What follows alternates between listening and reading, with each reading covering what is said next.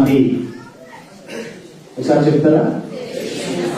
తెరిచి ఉన్న సమాధి, ఖాళీ సమాధి. చెప్పండి, ఎప్పుడైనా చూసారా మీరున్న ప్రాంతాల్లో ఖాళీ సమాధిని ఎప్పుడైనా చూచారా? తెరిచి ఉన్న సమాధిని ఎప్పుడైనా చూచారా? ఈరోజు అదే మనం ఆలోచన చేద్దాం. క్రీస్తు పునరుత్థానపు ఆరాధన. నా దేవుడు సజీవుడు, నా దేవుడు మరణపు ముళ్ళను విరిచిన వాడు. ఆయన గురించి ఈ రోజు మనం ఆలోచన చేయగలిగినప్పుడు ఆయన ఎటువంటి వాడు, ఆయనకు ఉన్న శక్తి ఎటువంటిది అని ఆలోచన చేయగలిగితే, మరి లూకా భక్తుడు చాలా చక్కగా లూకా సువార్త 24వ అధ్యాయము 5వ వచనంలో చాలా చక్కటి మాట మరి వైద్యుడైన లూకా గారు లూకా సువార్త 24వ అధ్యాయము 5వ వచనంలో చాలా చక్కగా మాట్లాడుతూ ఉన్నాడు. 5వ వచనాన్ని నేను చదువుతున్నాను. వారు భయపడి ముఖములను నేల మీద మోపి ఉండగా, వీరు సజీవుడైన వారిని మీరెందుకు మృతులలో వెతుకుచున్నారు? ఆయన ఇక్కడ లేడు, ఆయన లేచి ఉన్నాడు. ఆయన ఇక్కడ లేడు, ఆయన ఏం చేశాడు? లేచి ఉన్నాడు అనే మాట మనం చూస్తాం. ఏం చూస్తున్నాం మనం ఇక్కడ? సజీవుడైన వారిని మీరెందుకు మృతులలో వెతుకుచున్నారు? ఈ ఈస్టర్ ఆరాధన, క్రీస్తు పునరుత్థానపు ఆరాధనకు మరొక పేరు ఏంటంటే సమాధుల పండుగ. ఒకసారి చెప్పండి. ఈరోజు యావత్ క్రైస్తవులందరూ కూడా పొద్దున్నే లేచి చక్కగా సమాధుల దగ్గరికి వెళ్ళి సమాధులను మంచిగా కడిగి చక్కగా పూలు చల్లి చక్కగా చాక్లెట్లు పెట్టి క్యాండిల్స్ వెలిగించి అబ్బో ఎప్పుడు లేని కళ ఈరోజు ఉంటుంది. ఎక్కడ? ఈ సంవత్సరం ఈ రోజు నుంచి మరలా ఈస్టర్ వరకు ఎలా ఉంటాయి? అబ్బబ్బబ్బా, మకిలి పట్టి దుమ్ము పెరిగి చెత్త పెరిగి పిచ్చ మొక్కలన్నీ పెరిగి చాలా దారుణంగా ఉంటుంది. కానీ పునరుత్థానపు ఆరాధనలో పునరుత్థానపు శక్తిని గురించి మనం ఆలోచన చేయగలిగితే, మన దేవుడు ఎటువంటి వాడు అని ఆలోచన చేస్తే ఆయన ఎటువంటి వాడట? సజీవుడు. సజీవుడైన వాడిని మీరెందుకు మృతులలో వెతుకుచున్నారు? సజీవుడైన వాడిని ఏం చేస్తున్నారు? మీరెందుకు మృతులలో వెతుకుచున్నారు? ఈరోజు చాలా మంది కూడా మృతులను వెతుకుతూ ఉన్నారు. ఆ సమాధుల దగ్గరికి వెళ్ళి మా అమ్మ, మా నాన్న, మా తాత, మా అమ్మమ్మ, మా అబ్బాయి, మా బాబు, నా కూతురు అలాంటికి వెళ్ళి ఏం చేస్తున్నారు? క్యాండిల్స్ వెలిగించి ఆరాధన చేస్తూ ఉన్నారు. నేను అంటున్నాను, సజీవుడైన వాడిని మీరు ఎందుకు మృతుల లోకములో మృతులున్న చోట వెతుకుతున్నారు అంటుంది. మనకున్న నిరీక్షణ ఏంటి? ఈ మానవ దేహము కలిగిన ఈ దేహంలో మనందరము కూడా బ్రతికితే మహా అయితే 60, 70, 80 సంవత్సరాలు బ్రతుకుతాం. అది మోషే కాలంలో అన్నాడు, మా ఆయుష్ కాలం 70 సంవత్సరాలు, అధిక బలం ఉంటే 80 సంవత్సరాలు. ఆయన వాటి వైభవము ఆయాసమే, దుఃఖమే, త్వరగా గతించును, మేము ఎగిరిపోదుము అన్నది. మేము ఎగిరిపోతాం అన్నది. అప్పటికే 60, 70 అన్నది. ఇప్పుడు ఎంత చెప్పండి? 50, 60. 50 వచ్చిందంటే ఆల్మోస్ట్ ఇంకా లైన్ క్లియర్. ఎందుకంటే డెడ్ లైన్ వెళ్ళిపోతున్న పరిస్థితి వస్తుంది. మనం జాగ్రత్తగా ఆలోచన చేయగలిగితే, మనం నమ్ముకున్న మన ప్రభువు సజీవుడు. మరణానికి మనం భయపడవలసిన అవసరత లేదు. ఓ మరణమా, నీ ముళ్ళెక్కడ? ఓ మరణమా, నీ విజయం ఎక్కడ? మరణపు ముళ్ళను విరిచిన మృత్యుంజయుడు, జయశీలుడైన వాడు మన రక్షకుడైన యేసు క్రీస్తు. కనుక జాగ్రత్తగా ఆలోచన చేయగలిగింది, మీరు సజీవుడైన వారిని మీరెందుకు మృతులలో వెతుకుతున్నారు అంటే, ఈయన ఎలా ఉన్నాడు? ఈయన జీవము కలిగిన దేవుడు. మన దేవుడు ఎటువంటి వాడు? జీవము కలిగిన దేవుడు, మరణపు ముళ్ళను విరిచిన దేవుడు. ఈయన ఎందుకు మనం భయభక్తులు కలిగిన వారిగా మనం ఎలా ఉండాలి? ప్రభు అయిన దేవుడు, లేకపోతే తండ్రి అయిన దేవుడు యేసుక్రీస్తు పట్ల ఎటువంటి గొప్ప కార్యం చేశారనేది ఆలోచన చేయగలిగితే, కొరింథీయులకు రాసిన మొదటి పత్రిక 15వ అధ్యాయంలో మనం వెళ్ళగలిగితే, కొరింథీయులకు రాసిన మొదటి పత్రిక 15వ అధ్యాయము, కొరింథీయులకు రాసిన మొదటి పత్రిక 15వ అధ్యాయము 20 నుండి 23 వచనాలు ఆలోచన చేయగలిగితే, ఇప్పుడైతే నిద్రించిన వారిలో ప్రథమ ఫలముగా క్రీస్తు మృతులలో నుండి లేపబడి ఉన్నాడు. ప్రథమ ఫలము మనుషులందరూ చచ్చిపోతారు. మనుషులందరూ కూడా ఓకే చదివించాలే, బైబిల్ నా వైపు చూడండి, చాలా బాగా నిష్టగా చదివేస్తున్నారు. ఓకే బైబిల్ చూడకుండా నా వైపు చూడండి. మనకి మనుషులందరూ చచ్చిపోతారు. చనిపోయి ప్రథమ ఫలముగా తిరిగి లేచిన వాడు ఎవరు అంటే, ప్రథమ ఫలముగా లేచిన వాడు ఎవరంటే యేసుక్రీస్తు. గట్టిగా చెప్పాలి, ప్రథమ ఫలముగా లేచిన వాడు ఎవరు? యేసుక్రీస్తు. ఇక్కడ చెప్తున్నాడు, చాలా చక్కగా మాట్లాడుతూ అంటున్నాడు, ఇప్పుడైతే నిద్రించిన వారిలో ప్రథమ ఫలముగా క్రీస్తు మృతులలో నుండి లేపబడి ఉన్నాడు. మనుషుని ద్వారా మరణము వచ్చిన కనుక మనుషుల ద్వారానే మృతుల పునరుత్థానమును కలిగింది. మనుషుని ద్వారా ఏమొచ్చింది? సహజంగా మనం ఆలోచన చేస్తే మనకి మరణం అనేది లేదు. ఎప్పుడు? ఆదాము అవ్వల కాలాన్ని జాగ్రత్తగా ఆలోచన చేయగలిగితే, ఆదాము అవ్వల కాలాన్ని జాగ్రత్తగా మనం పరిశోధన చేయగలిగితే, మరణము అనేది ఆదాముకి అవ్వకు ఏదేను తోటలో ఉన్నప్పుడు లేదు. చావు అనేది లేదు. వారు మహిమ దేహాన్ని కలిగిన వారై ఉన్నారు. దేవుని యందు భయభక్తులు కలిగిన వారిగా దేవునితో ప్రతిదినము గడుపుతూ ప్రతిదినము ఆనందించే సమయంలో ఉన్నట్లుగా మనం చూస్తూ ఉన్నాం. అయితే మనం జాగ్రత్తగా ఆలోచన చేయవలసింది, ఇక్కడ మనుష్యుని ద్వారా మరణం వచ్చింది. ఏమొచ్చింది? మనుష్యుని ద్వారా మరణం వచ్చింది. మరొక మనుషుని ద్వారా జీవం వచ్చింది. అదే చదువుతున్నాం మనం. జాగ్రత్తగా ఆలోచన చేయగలిగితే, మనుషుని ద్వారా మరణం వచ్చేది కనుక మనుషుల ద్వారానే మృతుల పునరుత్థానమును కలిగింది. మనుషుల ద్వారా ఎలా వచ్చింది? ఆజ్ఞను అతిక్రమించాడు ఎవరు? ఆదాము.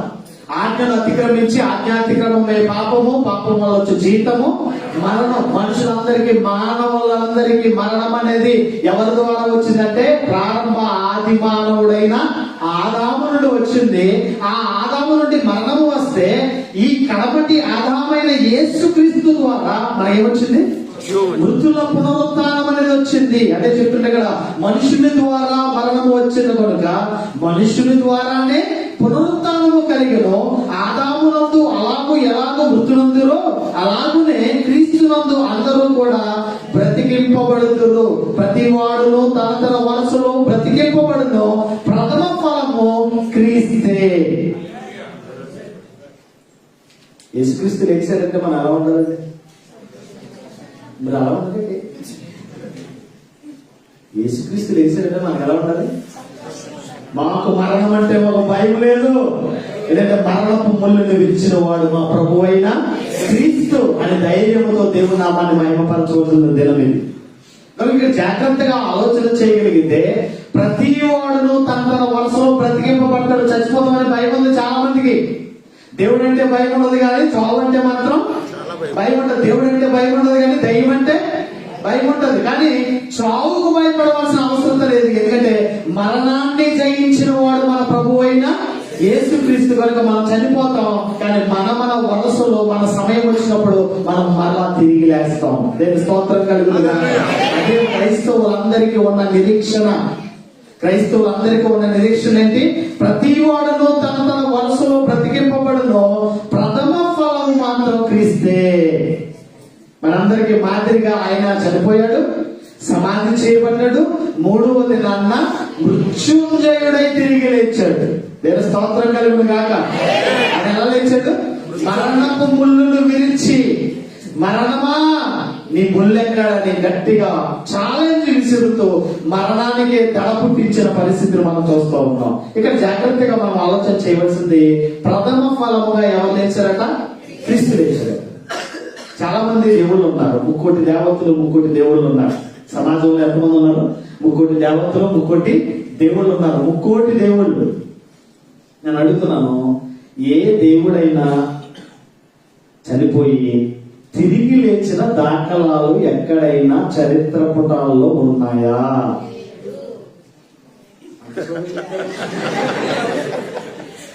అంత స్లోగా చెప్తారేంటి? ఏ దేవుడైనా సరే చనిపోయి తిరిగి లేచిన దాఖలాలు యేసుక్రీస్తు తప్ప మరొక దేవుడు ఎవడైనా ఉన్నాడా? మరి లేదన్నప్పుడు మనం ఎలాగ దేవుడికి విజయకేతం చెయ్యాలి? జయశీలుడు మన దేవుడు. దేవుని స్తోత్రం కలుగును గాక. ప్రథమ ఫలము క్రీస్తే. ప్రథమ ఫలం ఏంటి? చచ్చిపోతాం. చావుకు భయపడాల్సిన అవసరం లేదు, ఎప్పుడైనా చావాల్సిందే. అదంటారా? పుట్టినవాడు గిట్టగా తప్పదు అని ఎన్నిసార్లు విన్నాం? దోమ కొడితే భయం, పక్కలో తొమ్మిది భయం కదా కదా బాబోయ్ అని వెళ్ళిపోయి. చావు అనేది ఎప్పుడైనా వస్తుంది, కానీ మనకి ప్రథమ ఫలముగా ఎవరు లేచారు? మన ప్రభు అయిన యేసుక్రీస్తు లేచాడు కనుక మన అందరము నిరీక్షణ కలిగి ధైర్యముగా ఉండవలసిన అవసరత ఉన్నట్లుగా ఈ మాటల ద్వారా మనకు కలుగుతుంది. ఈ మాటల ద్వారా మనకు కలుగుతుంది. ఆదాము నుండి మరణం వచ్చింది, కాబట్టి ఆదాము నుండి మనకి ఏమొచ్చింది? పునరుత్థానపు శక్తి. పునరుత్థానపు శక్తి కలిగిన వాడిని నేను చనిపోయాను, ఇదిగో నేను చనిపోయి తిరిగి లేస్తున్నాను. దేవుని స్తోత్రం కలిగింది. కానీ ఈరోజు మనకు ఉండవలసిన నిరీక్షణ అదే. దేవుని కోసం చావడానికైనా సిద్ధం. దేవుని కోసం ఎలా ఉండాలి? చావడానికైనా సిద్ధం. అందుకే పౌలు అంటాడు, నా మట్టుకైతే బ్రతుకుటి క్రీస్తు, చచ్చిపోతే నాకు లాభం. ఎవరంటే పౌలు గారు? బ్రతికితే దేవుడి కొరకు బ్రతికితాను, చచ్చిపోతే నాకు లాభం, చచ్చిపోతే నాకు లాభం అంటే ఎవరైనా అంటారంటే అలాగా? మీరు ఏమంటారు? నేను చచ్చిపోతే లాభం అని. కాబట్టి కోళ్ళకు ఇంకా ఇంకా ఇంకా ఇంకా బతకాలనే ఉంటుంది. క్రైస్తవ జీవితాలలో మరణానికి మనం భయపడవలసిన అవసరత లేదు. కానీ క్రైస్తవులుగా మన నిరీక్షణ, అందుకే ఈరోజు సమాధుల దగ్గరికి వెళ్ళి ఆ సమాధులన్నింటినీ శుభ్రపరుస్తున్నానికి గల కారణం ఏంటంటే, క్రీస్తు రెండవ రాకడలో ఆ కడబోర ధ్వని, శబ్ద ధ్వని వినగానే మృతులైన వారు వాని వరుసలో మొదట లెగిస్తారట. వాళ్ళు లేస్తారట. చనిపోయిన వారే అలా లేచిపోయి వచ్చేస్తూ ఉంటారట, అలా లేచిపోయి ఎత్తపడతా ఉంటారట. ఎంత గొప్ప అద్భుతంగా అలా ఊహించండి. అసలే ఎలా ఉంటుందో ఆలోచన చేయండి. అందుకే సమాధులు ఏం చేస్తూ ఉంటారు? సిద్ధపరుస్తూ ఉంటారు. సొమ్మం కొట్టిన సమాధులకు సొమ్మం పూసి క్లీన్ చేసి పూలదండేసి వస్తూ ఉంటారు. అందుకే పునరుత్థానపు శక్తిలో క్రీస్తు పునరుత్థానపు ఆరాధనకు మరొక పేరు ఏంటంటే, ఇది సమాధుల పండుగ. ఇది ఏమన్నారు? సమాధుల పండుగ. మరి దేవుడు వాగ్దానం ఎంత గొప్పది, దేవుడు ఎంత గొప్పవాడని ఆలోచన చేయగలిగితే, ప్రకటన గ్రంథం మొదటి అధ్యాయం, ప్రకటన గ్రంథం మొదటి అధ్యాయంలో మనం వెళ్ళగలిగితే, ప్రకటన గ్రంథం మొదటి అధ్యాయము, ప్రకటన గ్రంథం మొదటి అధ్యాయానికి మనం వెళ్ళగలిగితే, ఒకసారి ప్రకటన గ్రంథం మొదటి అధ్యాయంలో మనం వెళ్ళి 18వ వచనాన్ని నేను చదువుతున్నాను. నేను మొదటి వాడను, కడపటి వాడను, జీవించి వాడను, మృతుడనైతిని గాని ఇదిగో యుగయుగములు సజీవుడనై ఉన్నాను, మరియు మరణము యొక్కయు పాతాళ లోకము యొక్కయు తాళపు చెవులు నా స్వాధీనములో ఉన్నవి. ఎవరి ఉన్నాయట? మరణము యొక్కయు పాతాళ లోకపు తాళపు చెవులు ఎవరి దగ్గర ఉన్నాయట? ఇగో యేసుక్రీస్తు దగ్గర ఉన్నాయట. ఎవరి దగ్గర ఉన్నాయట? యేసుక్రీస్తు దగ్గర ఉన్నాయట. అందుకే చాలా చక్కటాడు, నేను మొదటి వాడను, కడపటి వాడను. అందుకంటాడు, నేను ఆల్ఫయు ఒమేగాను నేనే, ఆదియు అంతమును నేనే. మనం మరణానికి భయపడవలసిన అవసరం లేదు. మరణం వచ్చినప్పుడు మరణాన్ని స్వాగతించాలి. ఎలా చెప్పాలి? స్వాగతించాలి. చెప్తే ఇలా వాక్యం చెప్తే గుండాకి చచ్చిపోవాలని ఆశ, వాక్యం చెప్తూ గుండాకి చావాలని ఆశ. ఎందుకు ఈ మాట నేను చెప్తున్నంటే, మరణాన్ని జయించడం ద్వారా మనకు ఉన్నతమైన లోకానికి వెళ్తాం. మరణాన్ని జయించడం ద్వారా మన ప్రభువైన యేసుక్రీస్తునంతకు మనం వెళ్తాం. నెమ్మది పొందు స్థలానికి వెళ్ళిపోతాం. అందుకే చాలా చక్కగా చెప్తున్నాడు, నేను మొదటి వాడను, కడపటి వాడను, జీవించు వాడను, మృతుడనైతిని గాని ఇదిగో యుగయుగములు సజీవుడనై ఉన్నాను. అందుకే సజీవుడైన వాడిని మీరు ఎందుకు వెతుకుతున్నారు? ఎక్కడ వెతుకుతున్నారంటే, మగ్దలేని మరియా, మరొక మరియా అందరూ కలిసి సుగంధ ద్రవ్యాలు తీసుకుని యూదుల ఆచారబద్ధముగా మృతదేహానికి ఏం చేయాలి? సుగంధ ద్రవ్యాలు పూయాలి. పూయడానికి వెళ్తూ అయ్యో పెద్ద రాడు దొరికించబడ్డది, రాజముద్రతో ఉన్న రాడు ఉంది, ఎవరు దొరికిస్తారు, ఎవరు అలాగా అని వెళ్ళేటప్పటికి తెరిచిన సమాధి కనిపించింది, ఖాళీ సమాధి కనిపించింది. అలా ఆశ్చర్యానికి గురయ్యి నా ప్రభుని ఎవరు ఎత్తుకుపోయారని వెతుకుతున్నారు పాపం వాళ్ళు. అప్పుడు దూత అంటుంది, ఇగో సజీవుడైన వారిని మీరు ఎందుకు మృతులలో వెతుకుతున్నారు? ఇక్కడ కూడా అంటాడు, యుగయుగములకు సజీవుడనై ఉన్నాను. మన దేవుడు ఎటువంటి వాడు? సజీవుడు. అందుకే అన్నాడు యేసే మార్గము సత్యము జీవము అయి ఉన్నాడు. యేసు ఎలా ఉన్నాడు? నేనే మార్గం, నేనే సత్యం, నేనే జీవమునై ఉన్నాను అన్నాడు. అంటే జీవాధిపతి. మన దేవుడు ఎటువంటి వాడు? జీవాధిపతి, జీవము కలిగిన వాడు. మృతుడునైతిని గాని ఇదిగో యుగ యుగములు సజీవుడనై ఉన్నాను. ఇదిగో లోకము పాతాళ లోకపు తాళపు చెవులు, నా మరణపు తాళపు చెవులు నా యొక్క ఉన్నవి అనే మాట మనం చూస్తూ ఉన్నాం. అంటే మన దేవుడు చాలా గొప్పవాడని మనకు అర్థమవుతుంది. ప్రపంచంలో చాలా మంది చాలా సమాధులు చూశారు. ఇజ్రాయేల్ దేశం వెళ్ళి యేసుక్రీస్తు సమాధిని కూడా చూశారు. యేసుక్రీస్తు సమాధి ఎలా ఉంది? తెరిచిన సమాధి, మూయబడిన సమాధి కాదు, కప్పెట్టేసిన సమాధి కాదు. ఆయన ఇక్కడ లేడు. ఆయన ఏమయ్యాడు? లేచి ఉన్నాడు. ఆయన ఇక్కడ లేడు, ఆయన లేచి ఉన్నాడు. ఒకసారి ఒక మాటను మనం చూద్దాం. అపోస్తలుల కార్యములు 2వ అధ్యాయం 24వ వచనంలో చాలా చక్కగా చెప్తా ఉన్నాడు.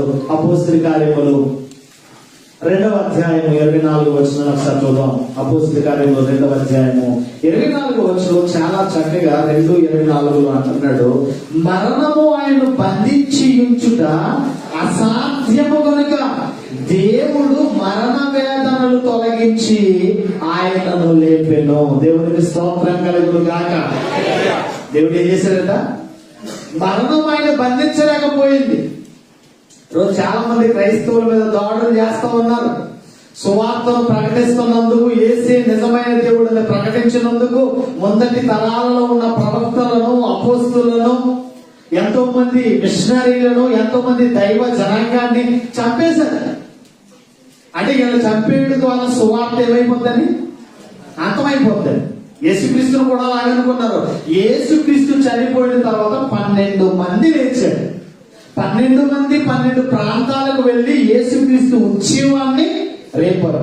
ఇప్పుడు కూడా క్రైస్తవ్యానికి పెనుముప్పుగా ఉంది, క్రైస్తవ్యానికి ప్రమాదకరంగా ఉంది. కానీ క్రైస్తవులు పరీక్షించబడడానికి ఇదే తగిన సమయం. శ్రమల కొలుగులో క్రైస్తవ్యం పరీక్షించబడాలి. శ్రమల కొలుగులో క్రైస్తవ్యం పరీక్షించబడాలి. అందుకే చాలా చక్కగా చెప్తున్నాడు, ఇదిగో యుగ యుగములకు నేను సజీవుడునై ఉన్నానని చెప్పిన దేవుడే ఇక్కడ చెప్తున్న మాటను మనం జాగ్రత్తగా ఆలోచన చేయగలిగితే ఇక్కడ అంటున్నాడు, మరణము ఆయన బంధించి ఉంచుట అసాధ్యం. చంపారా అనుకున్నారు. ఒక దైవజనుడిని ఏం చేశారు? రీసెంట్ గా చంపేశారు. కానీ ఆయన ఎక్కడో మాట్లాడిన మాటలు అన్ని కూడా ప్రపంచానికి ఏమవుతున్నాయి? ఎంత సువార్త. ఆయన బతికొండగా తిరగలేదుమో, ఆయన బతికొండగా అందరికి తెలియలేదేమో, కానీ ఆయన చనిపోయిన తర్వాత క్రీస్తు రాజ్య సువార్త, సత్య సువార్త ఏమైంది? వెదజల్లడం ప్రారంభించబడుతుంది. నేను స్తోత్రం కలిగింది అని చెప్తాడు. జాగ్రత్తగా ఆలోచన చేయగలిగితే మరణము ఆయన బంధించి ఉంచుట అసాధ్యము, కానీ దేవుడు మరణ వేదనలను తొలగించి ఆయనను లేపి ఉన్నాడు. క్రైస్తవ్యానికి మనందరికీ కూడా ఉండవలసిన నిరీక్షణ ఏంటంటే, మనం అందరము చనిపోతాం. మనందరము చనిపోయేటప్పటికి మనం వెళ్ళవలసిన గమ్య మార్గం మనకు కనపడాలి. మనకున్న నిరీక్షణ ఏంటంటే, దేవుడిని ఎందుకు నమ్ముకున్నాం? గట్టిగా చెప్పండి. ఎందుకు నమ్ముకున్నాం మనం దేవుడిని? స్వస్థతలు వస్తాయనా? ఆశీర్వాదాలు వస్తాయనా? పాప పరిహారం, నిత్య జీవం. గడి చెప్పండి. నిత్య జీవం, పరలోకం. మన రాజ్యం ఎక్కడుంది? పరలోకం. మనం ఏ హక్కుదారులు? మనం పరలోక హక్కుదారులు. మన పౌర స్థితి పరలోకమందు ఉంది.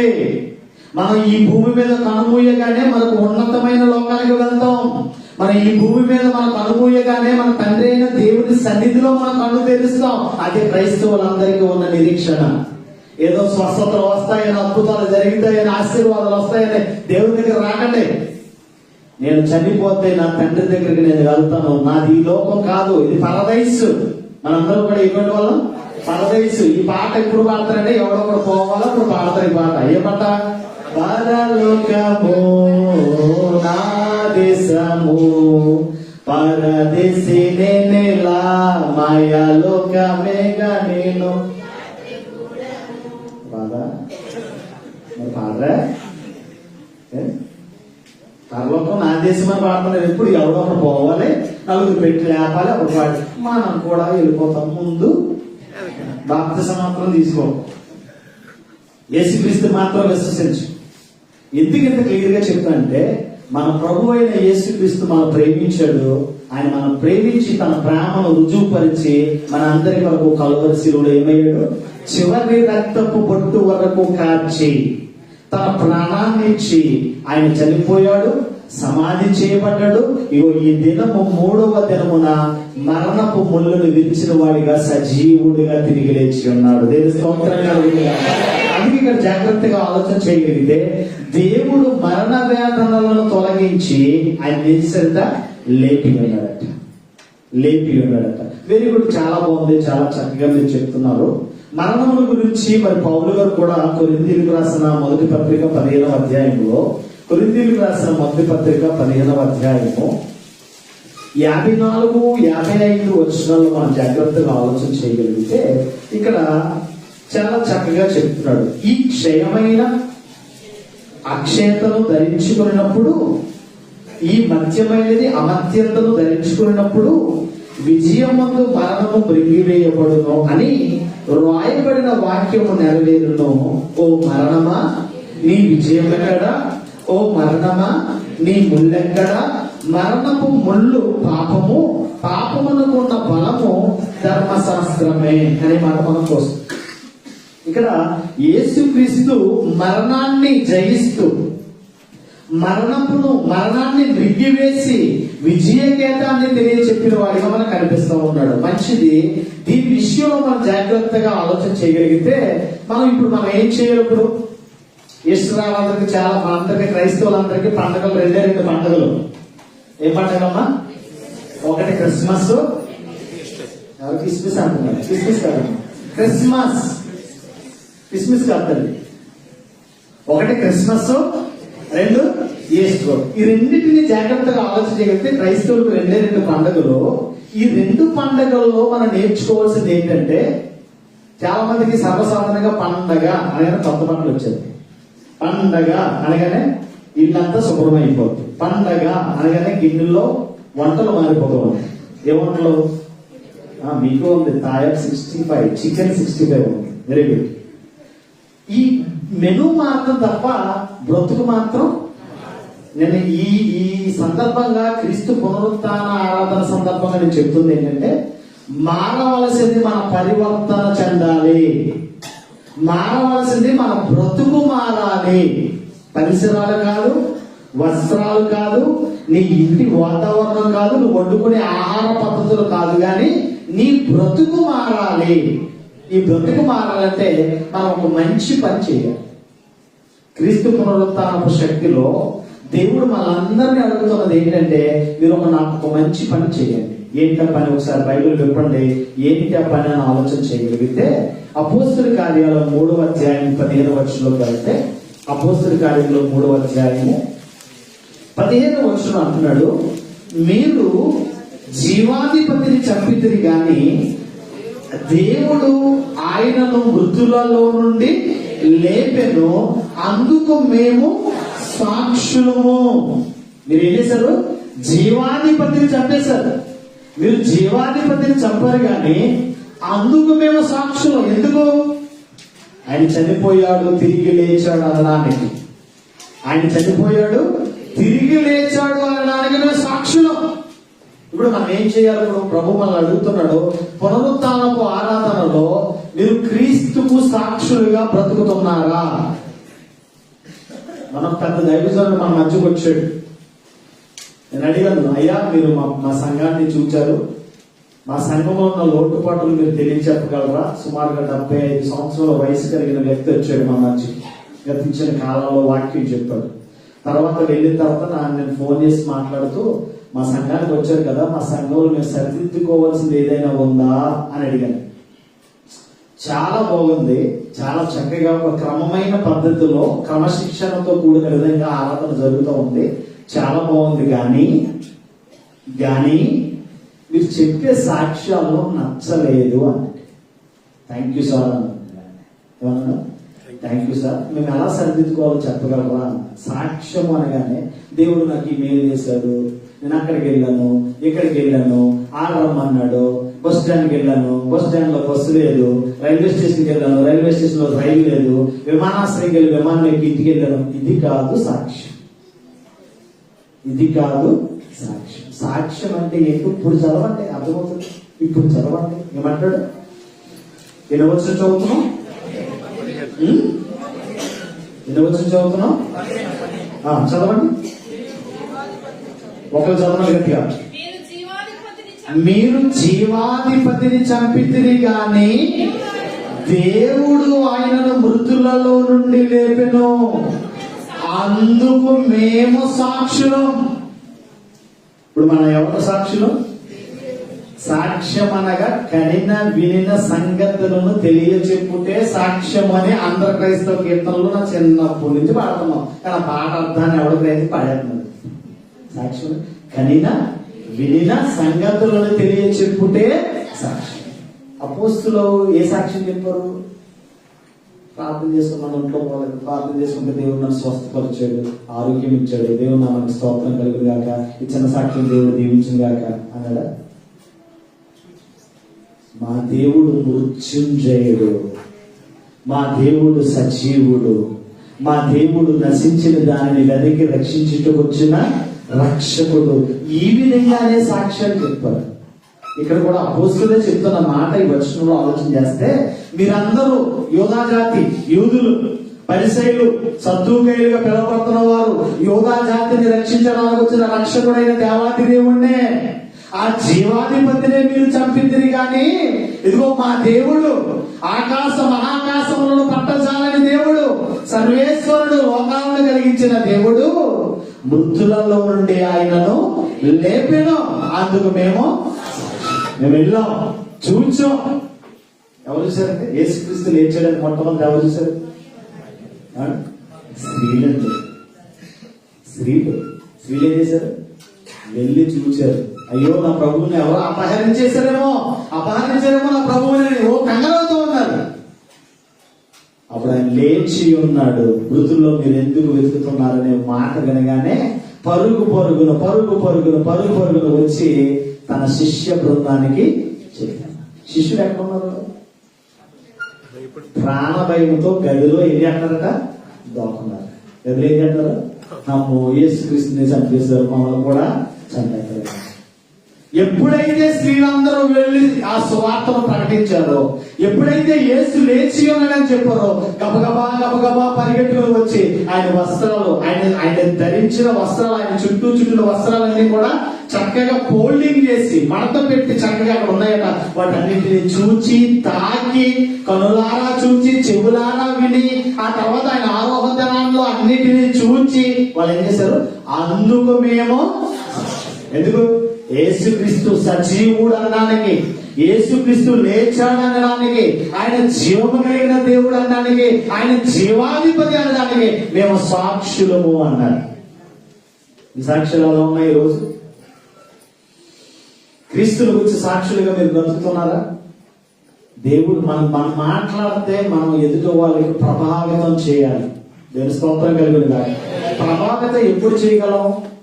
నార్మల్ గా నేను మామూలుగా మాట్లాడకుండా ఎవడో ప్రభావితం అవ్వడు. అదే పరిశుద్ధాత్మతో నింపబడిన వాడనే పరిశుద్ధాత్మ ద్వారా జీవం కలిగిన దేవుని మాటలు మాట్లాడితే అనేకులు ప్రభావితం చెందుతారు, అనేకులు మనసు పొందుతారు, అనేకులు రక్షించబడతారు, అనేకుల కఠినమైన మనస్సులు మార్చబడతాయి. నేను మాట్లాడితే ఎవరు మారకపోవచ్చు, కానీ నాలో ఉండి నా ప్రభువు ఒక బోధగా నన్ను వాడుకుని మాట్లాడితే అనేకులు మార్చబడతారు. ఇక్కడ మనం సాక్షులుగా బ్రతకాలి. అందుకే శిష్యులు అంటున్నారు, మీరు జీవాధిపతిని చంపితిరి కానీ జీవాధిపతి అయిన దేవుడు యేసుక్రీస్తును మృతులలో నుండి లేపెను, అందుకు మేము సాక్షులము. అందుకే ఇప్పటికీ కూడా ఎవడు తెరిచి ఉన్న సమాధి ప్రపంచంలో ఎక్కడ కనబడదు. ఏంటది? తెరచిన సమాధి. ఖాళీ సమాధి ఎక్కడ కనబడదు. Only one and only Jesus Christ. దేవుని స్తోత్రం కలిగింది కాక. సజీవుడైన దేవునికి గట్టిగా చప్పలపడదాం. జీవము కలిగిన దేవుడైన, జీవము కలిగిన దేవుడు. అందుకే చక్కగా చూస్తున్నాం. అందుకు మేమేంటి? వచ్చి పాటలు పాడి ప్రార్థన చేసుకుని వాక్యం విని ఆమేన్ అనగానే వెళ్ళిపోవడం కాదు. మనం రక్షించిన రక్షకుడైన యేసుక్రీస్తు చేసిన త్యాగం సకల జనులకు సాక్ష్యార్థంగా మనం ఏం చేయాలి? నేను అంటానండి, మనం బ్రతికిన కాలంలో కనీసం నేను చెప్తున్నాను, నేను టార్గెట్ పెట్టుకున్నాను. కొన్ని ఆత్మలు రక్షించడంలో నాకు ఒక గురి, ఒక లక్ష్య సాధన ఉంది. కొంతమందిని రక్షించడంలో కొంత టార్గెట్ పెట్టేసుకున్నాను. మీరు ఎంతమందిని టార్గెట్ పెట్టుకున్నారు? మీరు రక్షించబడ్డారు కదా, మీరు రక్షించబడిన మీరు మరొకరు రక్షించారా? నేను ప్రశ్నిస్తాను ఈరోజు. మీరు రక్షించబడిన మీరు మరొకరిని రక్షించే పరిస్థితిలో మీరు ఉన్నారా? దేవుడి సన్నిధికి వస్తున్న మీరు మరొకరు దేవుడి సన్నిధికి తీసుకొచ్చే పరిస్థితిలో మీరు ఉన్నారా? దేవుడిని ఎరిగిన మీరు దేవుడంటే ఎరగలేని వారికి దేవుడి గురించి తెలియచెప్పే పనిలో మీరు ఉన్నారా? మీరు లేదంటే మీరు సాక్షులు కాదు, నామకార్థ భక్తులు, వేషధారణతో కూడిన భక్తులు. భక్తి ఉంటే భయం లేదు, భయం ఉంటే భక్తి లేని క్రైస్తవులు. క్రైస్తవ జీవితాల్లో మనం దేవునికి లోబడి బ్రతకాలి, ఆయన యందు భయభక్తులు కలిగిన వారిగా బ్రతకాలి. అందుకే జీవాధిపతి అయిన దేవుడు మృతులలో నుండి ఆయనను లేపెను, అందుకు మేము సాక్షులమని అపోస్తులు సాక్ష్యం ఇచ్చారు. అపోస్తులు ఏమిచ్చారు? సాక్ష్యం ఇచ్చినట్లుగా మనం చూస్తా ఉన్నాం. క్రైస్తవ జీవితంలో మనం ఎప్పుడు కూడా దేవుని యందు భయభక్తులు కలిగిన వారిగా దేవుని చిత్తాన్ని జరిగించవలసిన అవసరం ఉన్నట్లుగా మనకు అనిపిస్తాం. అందుకే ప్రకటన గ్రంథం 1వ అధ్యాయం 18వ వచనంలో చాలా చక్కగా మాట్లాడుతూ, ప్రకటన గ్రంథం 1వ అధ్యాయం 18వ వచనంలో, ఇదిగో నేను సజీవుడను, యుగ యుగములకు నేను ఏమై ఉన్నాను? సజీవుడనై ఉన్నాను అనే మాట మనం చూస్తాం. ఆయన సజీవుడు అన్న మాట అది వాగ్దానముతో కూడినది, అది లేఖనములలో ప్రవచనముగా కనిపిస్తాం. అది ఎలా కనిపిస్తుంది? నేను సజీవుడును అన్న మాట లేఖనములతో కూడినదిగా ఉంది, అది ప్రవచనముగా మనకు కనిపిస్తా ఉంది. ఎక్కడ ఈ ప్రవచనం? కీర్తన గ్రంథం 16వ అధ్యాయంలోకి మనం వెళ్తే, కీర్తన గ్రంథం 16వ అధ్యాయంలోకి మనం వెళ్ళగలిగితే చాలా చక్కగా చెప్తూ ఉన్నాడు. కీర్తన గ్రంథం 16వ అధ్యాయము 9-10 వచనాలనే చదువుతున్నాను. 16, 9, 10 వచనాల్లో, అందువలన నా హృదయం సంతోషించుచున్నది, నా ఆత్మ హర్షించుచున్నది, మహిమతో నిండి ఉన్నది. నా ఆత్మ మహిమతో నిండి ఉన్నది, నా శరీరము కూడా సురక్షితముగా నివసించుచున్నది. ఎందుకనగా నీవు నా ఆత్మను పాతాళములో విడిచిపెట్టవు, నీ పరిశుద్ధుని కుళ్ళి పట్టనీయవు. దావీదు ద్వారా ప్రవచించబడిన ప్రవచనం లేఖనముల నెరవేర్పు కొరకు దావీదు మాట్లాడుతూ ఉన్నాడు. లేఖనముల నెరవేర్పు దావీదు చాలా చక్కగా చెప్తూ ఉన్నాడు.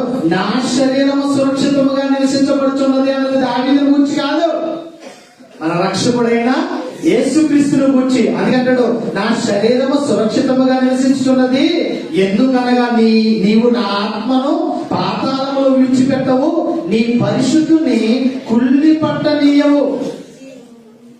గోతిని కింద గోతిని చూడనీయవు అనే మాట కనిపిస్తాం. అందుకే పాతాళలోక తాళపు చెవులు ఎవరి దగ్గర ఉన్నాయన్నాడు? నా దగ్గర ఉన్నాయి, నా దగ్గరే ఉన్నాయి. పాతాళలోక తాళపు చెవులు తర్వాత ఎవరికి ఇచ్చాడు? సంఘ స్థాపన చేసిన అపోస్తలుడైన పేతురు గారికి ఇచ్చాడు. నేను అంటున్నాను, ఈరోజు క్రీస్తుకు సాక్షులుగా మనం బ్రతుకుతున్నామా? మన జీవితంలో దేవుడు ఎన్నో మేలులు చేశాడు, ఎన్నో ఆశ్చర్యమైన కార్యాలు చేశాడు.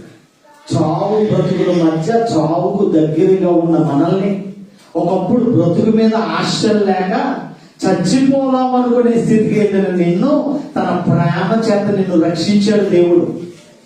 తన ప్రేమ చేత తన రక్తాన్ని చిందించి నిన్ను రక్షించడం కొరకు తన ప్రాణాన్ని పెట్టి దేవుడు నిన్ను నన్ను కొన్నాడు. మరి ఆయనకు సాక్షిగా బ్రతుకుతున్నావా? నువ్వు ఆయనకు సాక్షిగా బ్రతుకుతున్నావా?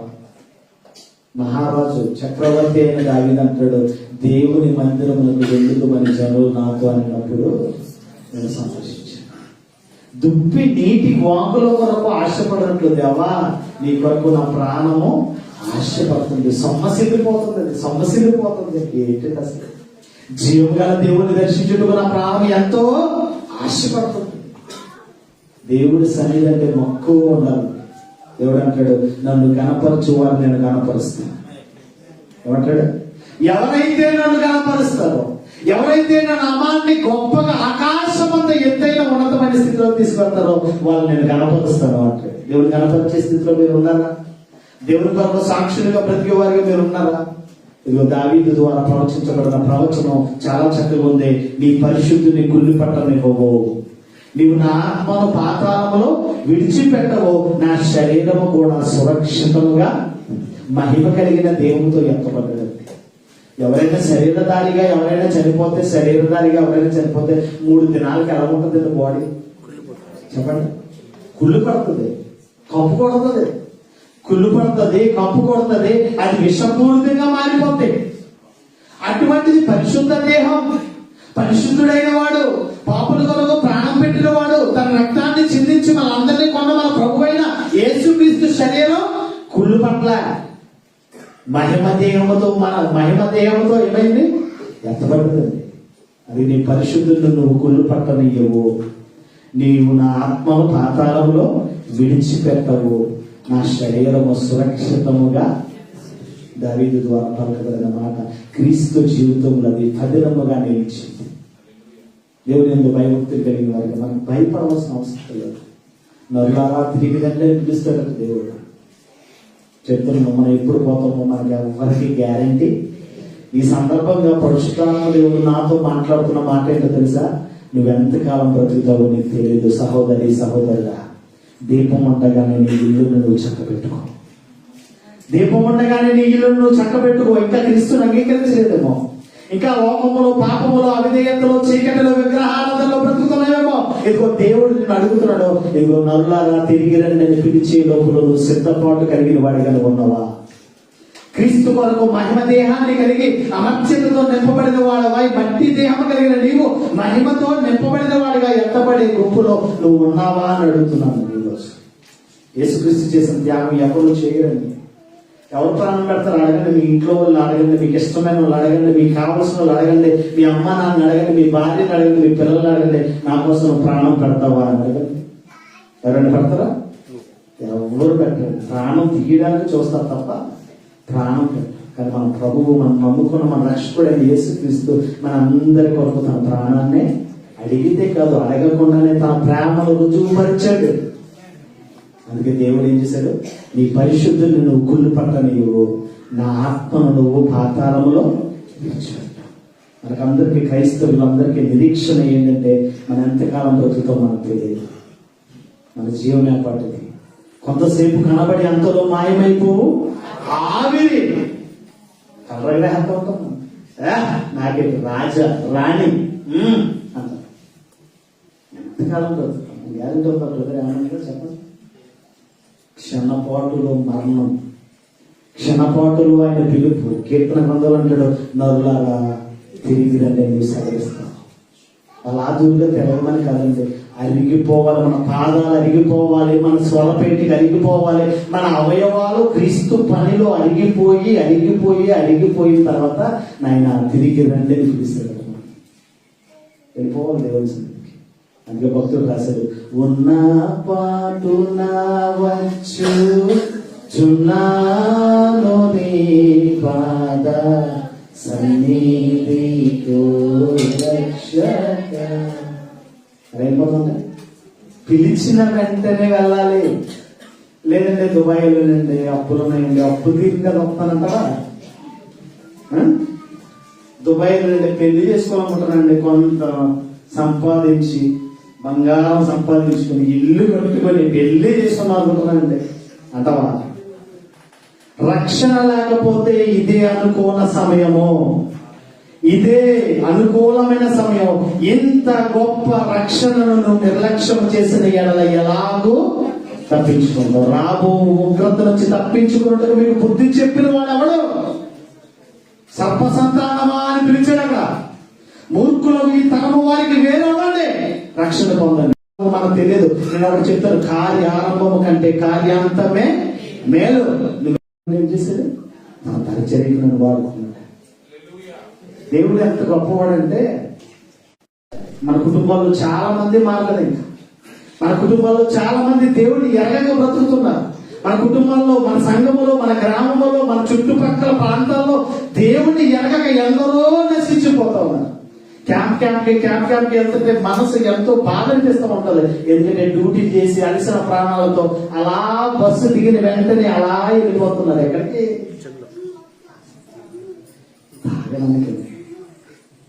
వెళ్ళిపోతున్నారు. అలా తాగి నీ దేహాన్ని ఏం చేసుకుంటున్నావు? నీ దేహము దేవుని ఆలయం అన్న సంగతిని నువ్వు ఎరగలేదమ్మా. నీ దేహాన్ని ఎందుకు పాప నియమానికి అప్పగించో? నీ దేహము దేవుని అవయవాలు దేవుడు ఇచ్చాడు. ఈ అవయవాలను జాగ్రత్తగా కాపాడుకునే జాగ్రత్తలు కూడా నువ్వే చూసుకో. బెదర్లతో ఉంటాం, ఏం లేదండి గొప్ప. ఆయన ధనవంతుడై ఉండి మన ధనవంతులుగా చేయుటకు ఆయన మహిమ కలిగిన దేవుడు నీ కొరకు నా కొరకు రిక్తుడైపోయాడు. ఆయన మై కింగ్ జీసస్ క్రైస్ట్ అన్నారు. నా రాజు ఎవరన్నారు? నా రాజు ఎవరండి? యేసుక్రీస్తు. నా ప్రభువు అన్నారు కదా.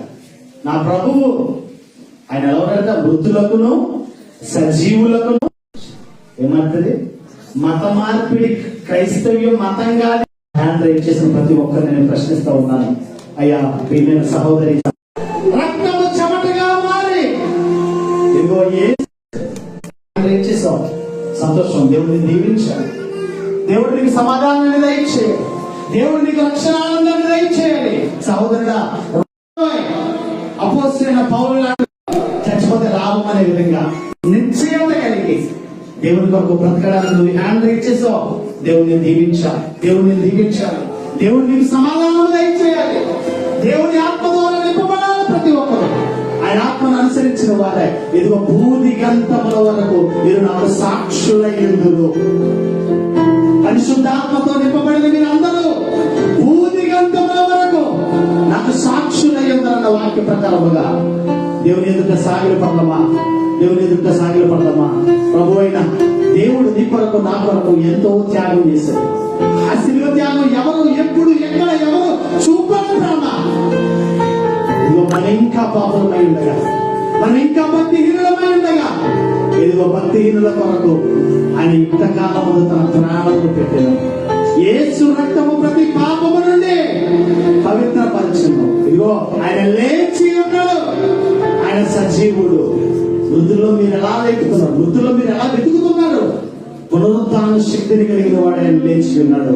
ప్రథమ ఫలముగా ప్రభువే ఆయన లేపి ఉన్నాడు. మీ దగ్గర కదా నిరీక్షణ కలిగిన వారిపై బ్రతుకుతాం.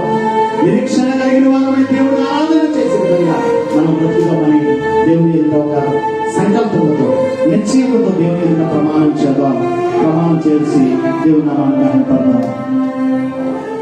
ప్రతి ఘోర పాపమును కడుగును మన యేసయ్యా.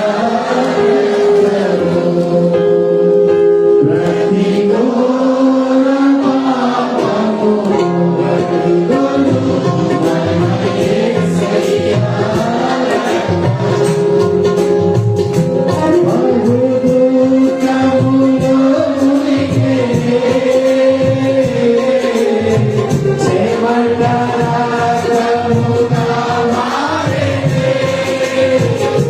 బాహు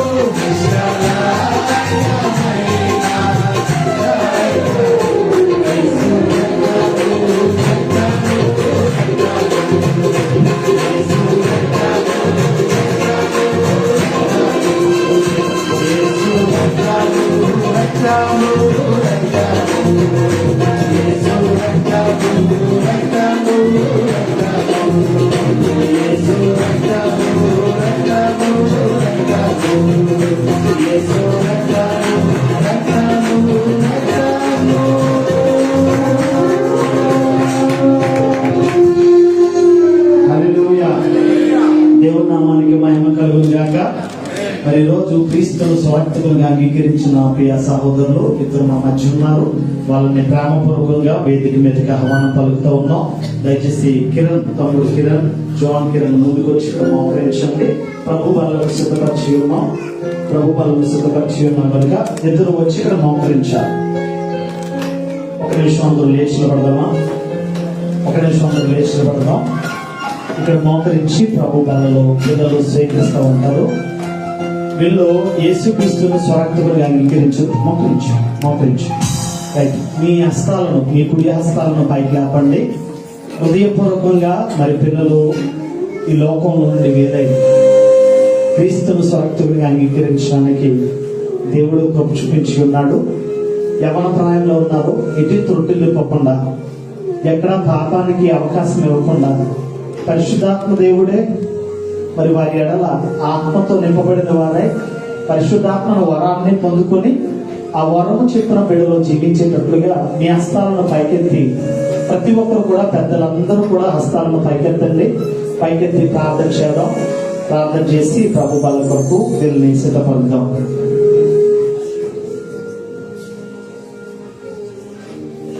చిన్న ప్రార్థన చేద్దాం. పరిశుద్ధుగా ప్రేమ కలిగిన తండ్రి, నిత్యుడగు తండ్రి, సమాధానకర్తమైన మా ప్రభువా, యేసే నిజమైన దేవుడని మరి ఎరిగి దేవుని ఎదుట మేము సాక్షులుగా బ్రతకాలని, మా పాప జీవితానికి ముగింపు పలికి కొత్త జీవితంలో మేము జీవించాలని ఆశ కలిగిన వారే ప్రభువా, బిడ్డలు యేసుక్రీస్తును స్వార్థకులుగా అంగీకరించి ఉన్నారు. బిడ్డలు ప్రత్యేకముగా దీవించండి, ఆశీర్వదించండి. సహోదరులు కిరణ్ బట్టి సన్నిధిలో ప్రార్థన చేస్తున్నాం. నీ కుమారుణ్ణి తండ్రి, కుమార, పరిశుద్ధాత్మ నామములో పాల్సన్ అనే నామకరణంతో బిడ్డకు పేరు నామకరణం చేస్తూ ఉన్నాం. ఇక మీదట నూతనముగా పాల్సన్ గా బ్రతకాలని, మరి పౌరు లాంటి రోషం కలిగిన వాడే నీ సన్నిధిలో ఉండాలని హృదయపూర్వకంగా బిడ్డ బట్టి నీ సన్నిధిలో ప్రార్థన చేస్తున్నాం. నేను మరి రవి జాన్ బట్టి సన్నిధిలో ప్రార్థన చేస్తున్నాం. రవి జాన్ ని జాన్ పాల్ గా నామకరణం చేస్తూ నీ నామమును బట్టి బిడ్డను అభిషేకిస్తూ ఉన్నాం. నీ కొత్త చేత బిడ్డను బలపరచండి. ప్రభు బాలలో చేపెడుతూ ఉన్నారు. నీ కొరకు నమ్మకంగా బ్రతికి నీ ఎదుట యోగ్యులుగా జీవించే వారిని ఉండడానికి కృప ఇచ్చేయమని మా ప్రభును, మా రక్షకుడైన యేసుక్రీస్తు నామములో అడిగి వేడుకొంచున్నాము తండ్రి. మన ప్రభు అయిన యేసు అప్పగింపబడిన రాత్రి ఆయన ఒక రొట్టెను పట్టుకొని కృతజ్ఞతాస్తుతులు చెల్లించి దాన్ని విరిచి, ఇది మీ కొరకైన నా శరీరం, దీన్ని చేయనప్పుడల్లయూ నన్ను జ్ఞాపకము చేసుకోమని చెప్పను. ఆ ప్రకారమే మనమును చేయదుము. ఆ ప్రకారమే భోజనమైన పిమ్మట ఆయన ఒక పాత్రను ఎత్తుకుని, ఈ పాత్ర నా వలనైన కొత్త నిబంధన, దీన్ని చేయనప్పుడల్లయూ నన్ను జ్ఞాపకము చేసుకోమని చెప్పను. రక్తానికి సాదృశ్యమైన ద్రాక్షరసం, శరీరానికి సాదృశ్యమైన రొట్టెను బిడ్డను తీసుకొని చుట్టగా నీ కృపతో, నీ ఆత్మతో బిడ్డను నింపమని యేసుక్రీస్తు నామము ద్వారా అడుగుతున్నాము తండ్రి.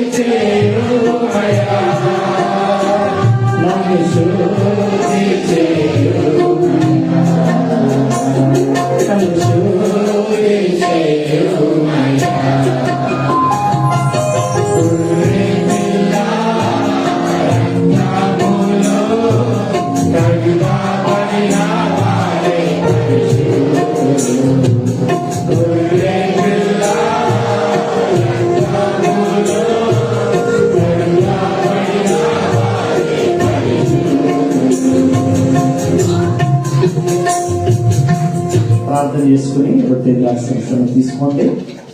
ముగింపు ప్రార్థన ఆశీర్వాదం అయిన తర్వాత మీ అందరికీ కూడా ఆహారం వాలంటీర్స్ మీ దగ్గరికి పట్టుకొచ్చి ఇచ్చేస్తారు. దయచేసి దీన్ని గమనించండి. పిల్లలిద్దరూ కూడా హృదయపూర్వకంగా ప్రార్థన చేసుకుంటున్నారు. వాళ్ళ మీద ఒకసారి హస్తాలు పైకి ఉంచుదామా? వాళ్ళు ప్రార్థన చేసుకుని వాళ్ళు రొట్టె ద్రాక్షరసం తీసుకుంటారు. మనం ముగింపు ప్రార్థన ఆశీర్వాదం కార్యక్రమం ముగించేసుకుందాం. తర్వాత వాలంటీర్స్ మీ దగ్గరికి వస్తారు. ప్రేమ కలిగిన మా దేవ, నిత్యుడగు తండ్రి, సమాధానకర్తమైన మా ప్రభువా, ఇంతవరకు ఎబినేసరుగా మమ్మల్ని నడిపించిన మా తండ్రి, నీకు కృతజ్ఞతాస్తుతులు చెల్లిస్తూ ఉన్నాం. నీ కృప చొప్పున మమ్మల్ని బలపరచండి. నీ యందు భయభక్తులు కలిగిన వాటిని మేము జీవించడానికి కృప దయచేయండి. నీ యందు భయభక్తులు కలిగిన వాడు ఇలాగూ ఆశీర్వదించబడునని వాక్యం ద్వారా సెలవిచ్చాం. నీ మందిరములో ఒలీవ మొక్కల వలె మేము ఎదిగి నీ చిత్తాన్ని నెరవేర్చడానికి కృప దయచేయండి. పునరుత్థానపు ఆరాధనకు వచ్చిన ప్రతి ఒక్కరికి నీ పునరుత్థానపు శక్తిని ఎరిగిన వాడే ఆ శక్తిని పొందుకొని నీకు సాక్షులుగా బ్రతకడానికి కృప దయచేయండి. నీ కృపతో మమ్మల్ని రక్షించు. నీ ప్రేమతో మమ్మల్ని రక్షించి నీ ఎదుట మమ్మల్ని సాక్షులుగా నిలిపో. నీ వందనాలు. ఈ రోజు రక్షించబడిన ప్రియ సహోదరులు పాల్సన్ జాన్ పాల్ కొరకు ప్రార్థన చేస్తున్నాం. బిడ్డలో తండ్రి, కుమార, పరిశుద్ధాత్మ నామము ద్వారా ఈ నామకరణను తెలియచెప్తూ నీ కొరకు నమ్మకంగా బ్రతకడానికి కృప దయచేయమని, నీ చిత్తాన్ని నెరవేర్చమని సన్నిధిలో ప్రార్థన చేస్తున్నాం. ముఖ్యంగా నూతనంగా వచ్చిన ప్రియ సహోదరులు సందీప్, దావీదు, జోసఫ్, జయరాజు, మణికంఠ, అక్షయ్ ప్రేమ్, డానియేల్ కొరకు, సహోదరి చందన, సుశీల్, సచిన్ కొరకు ప్రార్థన చేస్తూ ఉన్నాం. అయ్యా, ఈ రోజు నూతనంగా వచ్చి ఉన్నారు. బిడ్డలను స్థిరపరచండి. పరలోక సంబంధమైన దీవెనలతో నీ సన్నిధిలో సంపూర్ణమైన సంతోషం ఉందని ఎరిగి శాంతి, సమాధానము, సంతోషముతో తిరిగి వెళ్ళడానికి కృప దయచేయండి. నిశ్చితమైతే సంఘములో బిడ్డలను స్థిరపరచండి. సహోదరులు నిరీక్షణ కుమార్ ఆరోగ్యాన్ని కొరకు ప్రార్థన చేస్తున్నాం. పరిపూర్ణమైన ఆరోగ్యాన్ని దయచేయండి. సువార్తరాజు మేనల్లుడు చదువు విషయంలో, వారి భవిష్యత్తు విషయాల్లో నీ కృపను చూపించమని, ఈ రోజు ఈ ఆరాధనలో పాల్గొన్న చిన్న పిల్లలు మొదలుకొని పెద్దవారి వరకు పరలోక సంబంధమైన దీవెనలతో ప్రతి ఒక్కరిని దీవించి ఆశీర్వదించమని, నీ కృప చెప్పున ప్రతి ఒక్కరిని బలపరచి ఆత్మీయతలో, ఆరోగ్య విషయాల్లో, దైవికమైన విషయాల్లో ఆధ్యాత్మికంగా వర్ధిల్లుతూ నీకు సాక్షులుగా బ్రతికే భాగ్యం అందరికీ దయచేయమని, పరిశుద్ధాత్మ నడిపింపుతో మమ్మల్ని అందరినీ నడిపించమని ఈ సన్నిధిలో ప్రార్థన చేస్తూ ఉన్నాం. ఈ ఈస్టర్ ను పురస్కరించుకుని అయ్యా, ఈ పిల్లలు మా ప్రియ సహోదరులు రాజేష్ గారి కుటుంబం ద్వారా పిల్లలందరికీ ప్రేమ విందుని ఏర్పాటు చేసాం. అయ్యా, బిడ్డను ప్రత్యేకముగా దీవించండి. బిడ్డ చేస్తున్న వ్యాపారాన్ని, బిడ్డకిచ్చిన కుటుంబాన్ని, ఆ ఉద్యోగాన్ని దీవించి ఆశీర్వదించమని, నీ కృప బిడ్డలందరినీ బలపరిచి సంఘములో ఏ విధముగా వాళ్ళు నేను హాల్ రెంట్ విషయాల్లో, బస్ ట్రాన్స్పోర్ట్ విషయాల్లో, నేను మరి ఫైనాన్షియల్ విషయాల్లో వాళ్ళ గుప్పిళ్ళు విప్పి అర్పిస్తున్న ప్రతి బిడ్డను నేను నీ కృపలో పరలోక సంబంధమైన దీవెనలతో ఆయన బిడ్డలు దీవించి ఆయుష్ని, ఆరోగ్యాన్ని, క్షేమాన్ని దయచేయమని, ముఖ్యంగా రక్షించబడిన నేను పాల్సన్ జాన్ పాలను దీవించి ఆశీర్వదించమని మా ప్రభును మా రక్షకుడైన యేసుక్రీస్తు నామములో అడిగి వేడుకొచ్చున్నాము తండ్రి. మన తండ్రి అయిన దేవుని యొక్క ప్రేమయు, కుమారుడైన యేసుక్రీస్తు కృపయు, పరిశుద్ధాత్మ యొక్క అన్యోన్య సహవాసము, సమాధానము, గాస్పెల్ ఆఫ్ గ్రేస్ మినిస్ట్రీపై, సకల పరిశుద్ధులపై, ప్రపంచ దేశాలన్నిటిపై, ప్రార్థనలు ఏకీపించిన వారందరిపై, నూతనముగా రక్షించబడిన కుమారులపై దేవుని కృప సదా కాలము మనకి తోడయ్యుండును గాక. ఆమేన్. యేసు రక్తమే, ప్రభు యేసు రక్తమే, ప్రభు యేసు నామములో సంపూర్ణ విజయము, అపవాది క్రియలంతా నాశనము కలుగును గాక.